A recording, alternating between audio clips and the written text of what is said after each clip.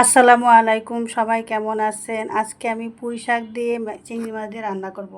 তার জন্য আমি চিংড়ি মাছটা পরিষ্কার করে নিয়েছি আর পুঁই শাকটাকে ধুয়ে কেটে নিয়েছি।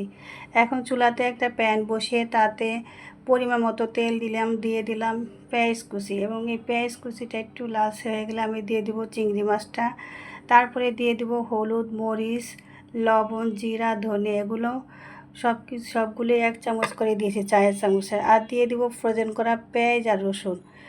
এখন দিয়ে কিছুক্ষণ কষাবো। কষানোর পর আমি আসলে আপনারা ইচ্ছা করলে এখানে কাটা পেঁয়াজও দিতে পারেন, আমি কিন্তু কাটাতে দেইনি।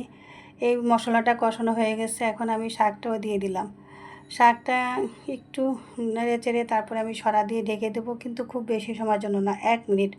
যে কোনো শাক বেশিক্ষণ ঢাকলে এটা কালারটা নষ্ট হয়ে যায়, সামান্য কিছুক্ষণের জন্য ঢাকবেন।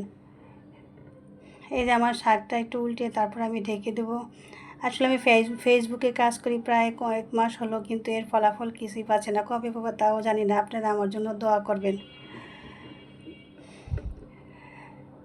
এই যে আজকে দুপুরে রান্নায় আমার আরও অনেক কিছু আছে, কিন্তু আমি পুঁই শাকটা আপনাদের সামনে করতেছি।